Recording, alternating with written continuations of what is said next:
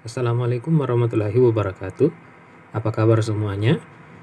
Jadi pada video kali ini saya akan menjelaskan tentang simple present tense. Jadi apakah itu simple present tense?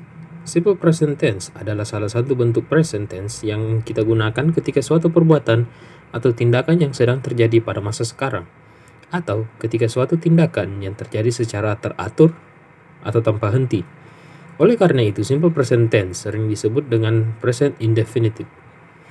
Selain itu, simple present tense digunakan untuk menggambarkan unchanging situation atau situasi yang tidak pernah berubah, habits, kebiasaan, fixed arrangements, pengaturan tetap, dan general truths atau kebenaran umum. Kemudian kita akan melihat fungsi simple present tense. Jadi ada beberapa fungsi daripada tense ini. Yang pertama ialah tindakan kebiasaan atau habitual action. Nah, pada tindakan ini kita menyatakan suatu tindakan yang dilakukan secara teratur hingga menjadi suatu kebiasaan. Kemudian kita melihat daripada peristiwa yang berulang.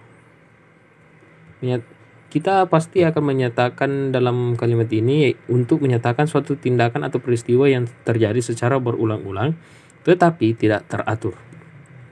Selanjutnya ialah kebenaran umum.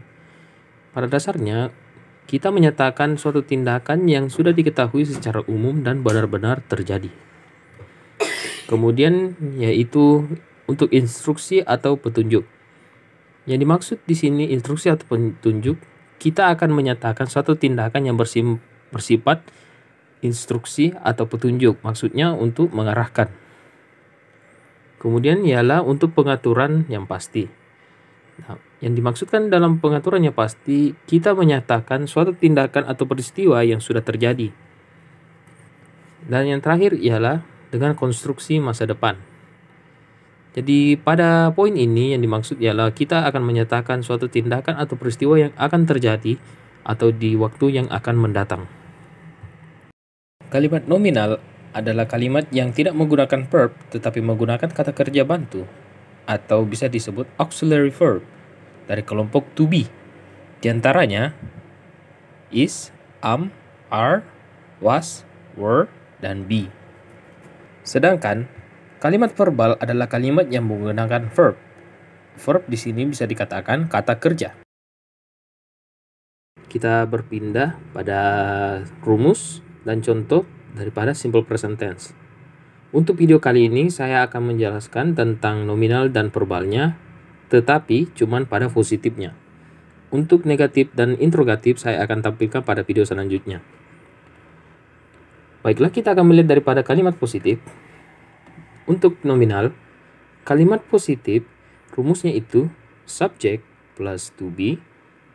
To be-nya itu bisa am, is, are ditambah noun verb.